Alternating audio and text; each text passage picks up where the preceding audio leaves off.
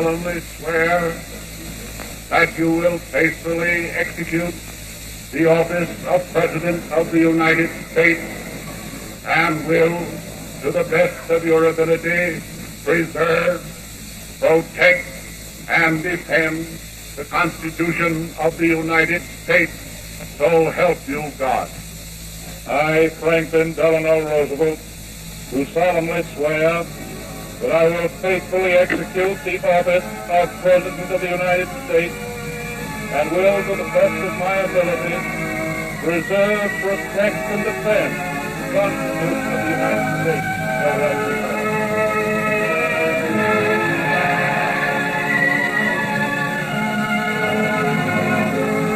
The more desperate the crisis, the greater is the demand for leadership. So it was in 1933 that two powerful forces were ordained and launched on a collision course.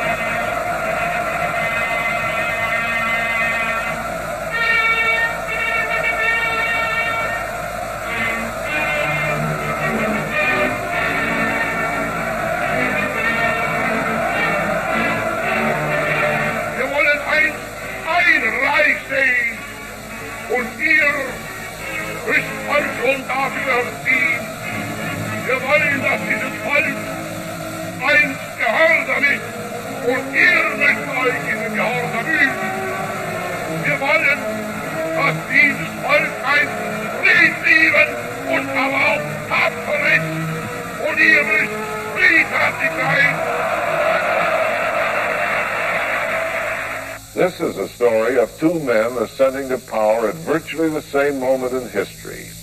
Franklin Roosevelt and Adolf Hitler dominated international affairs for a dozen years. And they provide us with a clear view of the many ways in which an individual can have a powerful impact on the course of our lives. Geheimnisvoll, was diese Hunderttausende denn zusammenführen, was in Not, Leid... His intensity and frenetic style mesmerized his followers. He was the master of persuasion. He infused the Gotterdammerung spirit of ancient Germany with mystical fervor. Sie irren sich. Nicht der Staat befiehlt uns, sondern wir befehlen den Staate. The spectacle was carefully staged, the ritual was performed time and again, and the German people responded from some deep and urgent need to find their shattered pride. One historian has noted that Hitler was not so much a vision as a force to the German people. A liberal democracy had let Germany flounder. Discouraged by ineffectual government, Germany's solid middle class was drawn to Hitler's radical splinter party. Not by ideas, but by the apparent confidence of its leader. Die Partei ist Hitler! Hitler aber ist Deutschland, wie Deutschland Hitler ist! Hitler siegt!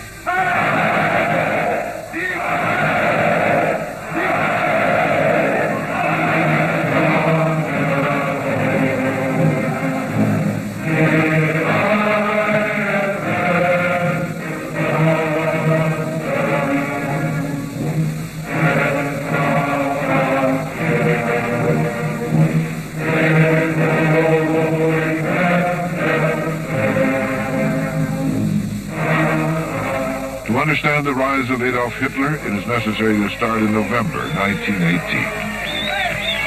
The new German Republic had just been proclaimed. The German army was still at the front.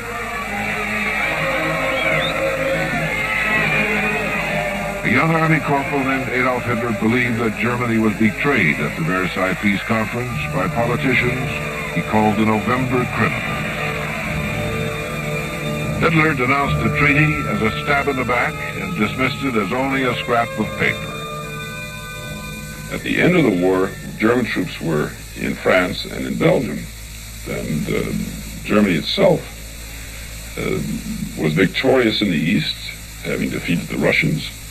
It was rather easy to carry through the myth of the stab in the back, because from the point of view of most of the German public, as far as they knew, by virtue of the censorship imposed upon the press by the imperial government, Germany was winning the war in the fall of 1918. Still winning, still occupying foreign territory, and there was a certain surface plausibility to the stab in the back, which enabled Hitler to use that and Versailles as a weapon against the Republican rulers of Germany. Hitler watched in disgust in 1919 as communists tried to seize power in Berlin.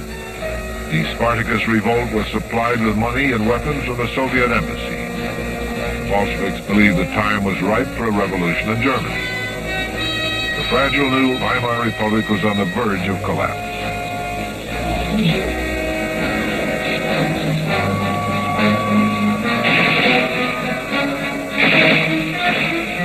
Chancellor Friedrich Ebert needed an enforcer to establish order. Gustav Noschke was willing to play the role of bloodhound and butcher. Noschke recruited an army of right-wing soldiers called the Freikorps to put down the revolt. Ebert became Germany's first president. He protested the Allied plans to impose severe peace terms on Germany, but to no avail. A shaky coalition held the Republic together, but the German army remained independent. General Hans von Zieck devised a scheme to circumvent the Treaty of Versailles, which limited the German army to 100,000 men. Von Zieck trained only potential officers, and by rotating recruits every 3 months, he created the nucleus of the future army. France, obsessed by her need for security against a rearmed Germany, sent troops to occupy the industrial Ruhr Basin. The French claimed that Germany had defaulted on reparations payments from the war. The Germans retaliated by refusing to work.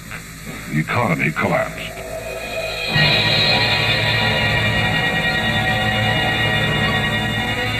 In 1923, a 1 billion mark note would not buy a pound of butter. Civil servants, shopkeepers, teachers all lost their savings. They would later turn to Adolf Hitler to lead them out of financial ruin. In 1923, Hitler's famous beer hall putsch ended in disastrous failure. Hitler and 3,000 Nazis marched on Munich.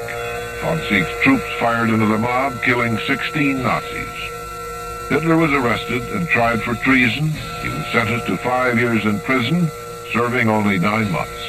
But the aborted putsch had more than served its purpose. I think, though, Hitler made his impact less directly through the putsch than through the subsequent trial. A trial which, in early 1924, he very cleverly and cynically used as a forum for his ideas and his personality and for the National Socialist movement which he represented. And even though he was sent off to imprisonment, after the trial he emerged from it also as a national political figure.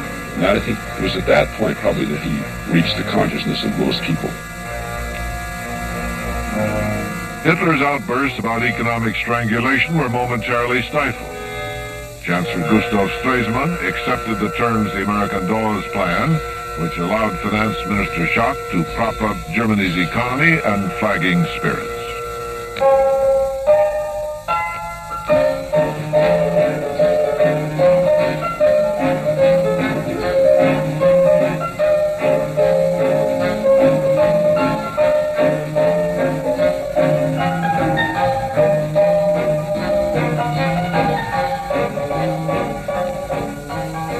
Cabaret satirized politics, artist George Gross and others concentrated on biting social criticism.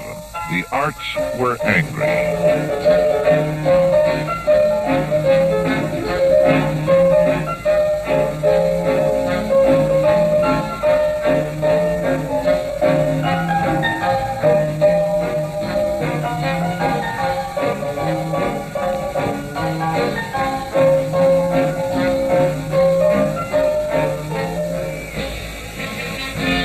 Republic struggled on into the 1920s with no cohesive program. Splinter groups, left, right, and middle jockeyed for power with no single party dominance. All of them lacked one vital ingredient, a dynamic leader.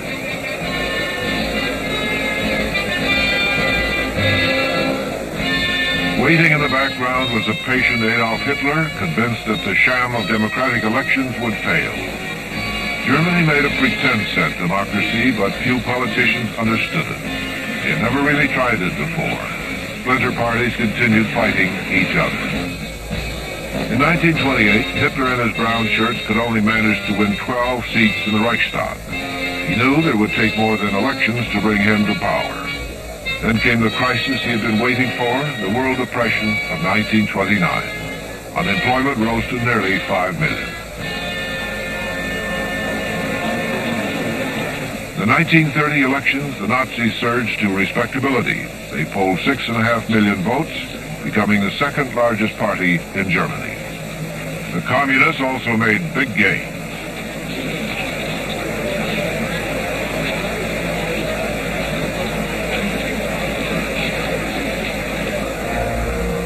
While Hitler was winning the propaganda war, his thugs won the battle of the streets, terrorizing and intimidating opponents. Nazis' main issue was misery and hunger. Hitler promised his followers bread and jobs. After the ballots were counted, the Nazis had jumped from a mere 12 seats in the Reichstag to 107. It was Hitler's moment of triumph.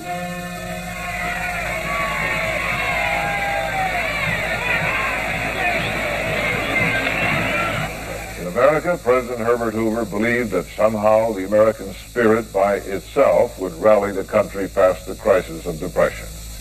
But rugged individualism faltered in the crush of depression and left Hoover frustrated and unable to deal with the country's economic collapse. The stage was set for FDR, whose greatest strength at that moment was his optimism and his own confidence. I said from this platform to my nationwide audience that the election of the Democratic ticket is the best way to solve this problem, the best way to bring back prosperity. The election of Roosevelt, of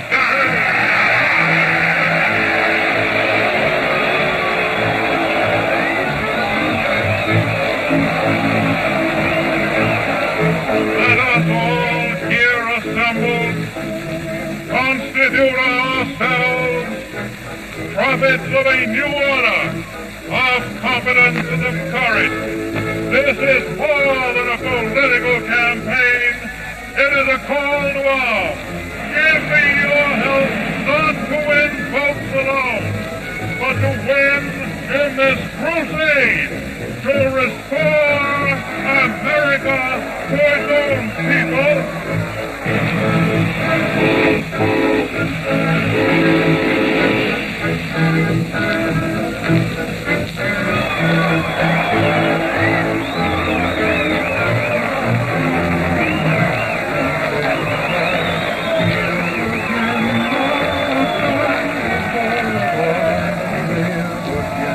I do not see how, as a matter of practical sense, a government running behind $2 billion annually can consider the anticipation of bonus payments until it has a balanced budget.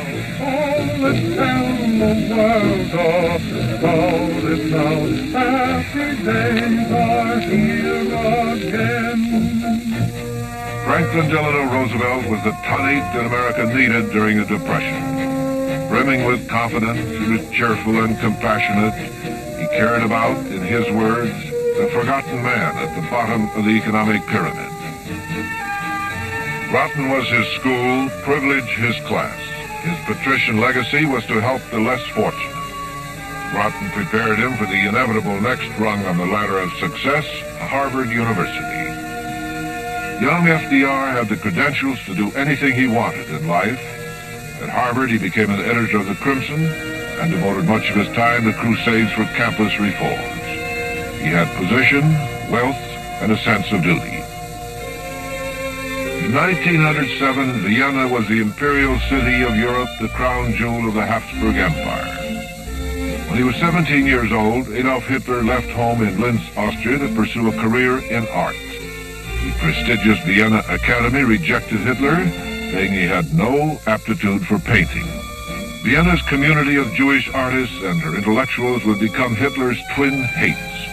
Successful artists like expressionist Egon Schiele, or playwright Max Reinhardt and his theater of spectacle, or the revolutionary composer Arnold Schoenberg, who broke new ground with his dissonant music, or Sigmund Freud, the father of psychoanalysis. He too was Jewish. In Vienna, Hitler was a total outcast and unperson. Vienna left Hitler with a psychic scar. Following Harvard, FDR settled down to the urbane and privileged life. He married a distant cousin, Eleanor. Among their common relatives was Teddy Roosevelt. In the 1912 election, FDR opposed Uncle Teddy, as he was called, to work for Woodrow Wilson. As president, Wilson appointed FDR Assistant Secretary of the Navy.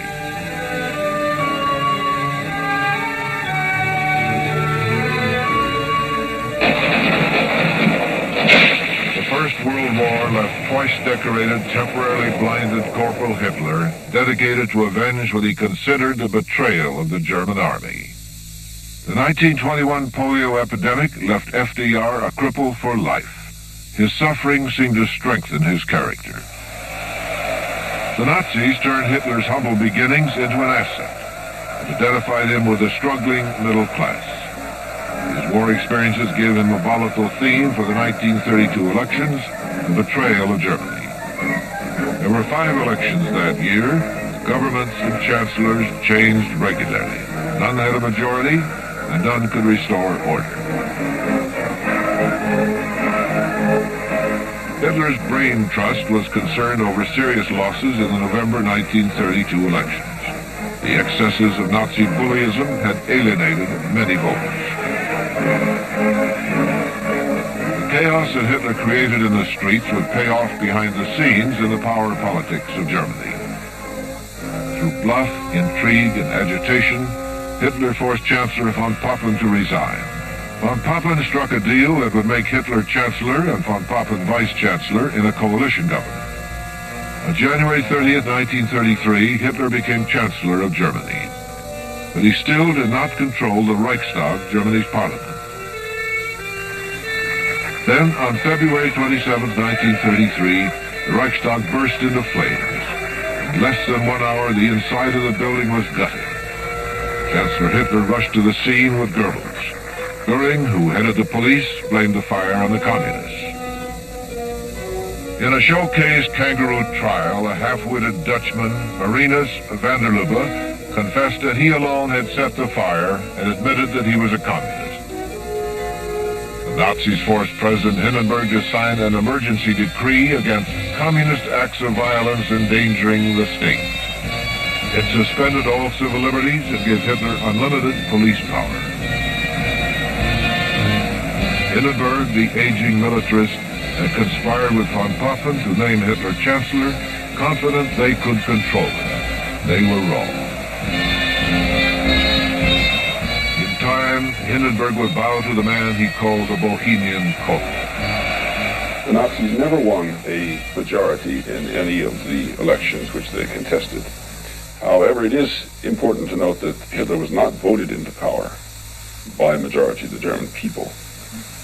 In fact, the last free election prior to his appointment as German Chancellor marked the greatest losses suffered by the Nazis.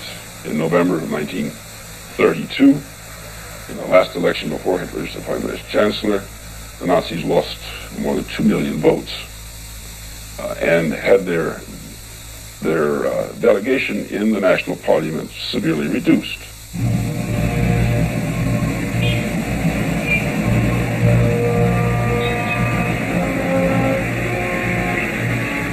Germany was adorned with swastikas. Elections were 6 days away.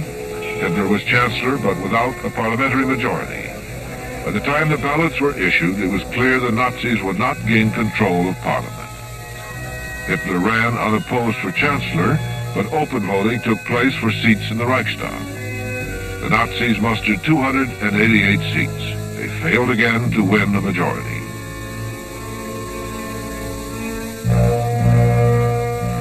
The cheerful atmosphere of the polling places concealed Hitler's boldest plot. He used his emergency police powers to arrest all communist delegates. In one stroke, he gained the majority he needed to become absolute ruler of Germany.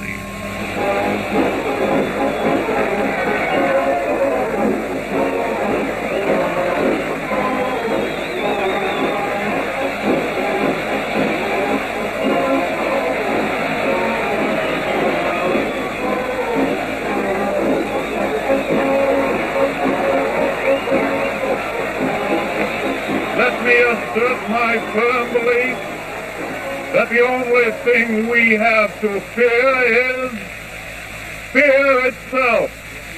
Nameless, unreasoning, unjustified terror, which paralyzes needed effort to convert retreat into advance. Only a foolish optimist can deny the dark realities of the moment. Values have shrunk to fantastic levels. Our ability to pay has fallen. The withered leaves of industrial enterprise lie on every side, and the savings of many years in thousands of families are gone. More important, a host of unemployed citizens face the grim problem of existence, and an equally great number toil with little return. I shall ask the Congress for broad executive power to wage a war against the emergency as great as the power that would be given to me if we were in fact invaded by a foreign foe. This nation is asking for action, and action now. The next day, the New Deal was underway. A cripple no man could cure was busy curing this crippled country. He improvised, he blundered, he failed often, he flattered and cajoled and threatened, he finessed the deck at times and misled, but he never showed outward signs of bitterness or defeat or hatred. He kept at it and at it and at it. If a half man could do that, most of the rest of the people felt they could do no less. And Roosevelt reassembled America's energies and sense of purpose. Franklin Delano Roosevelt became a symbol of hope, and the American people responded in typically American ways.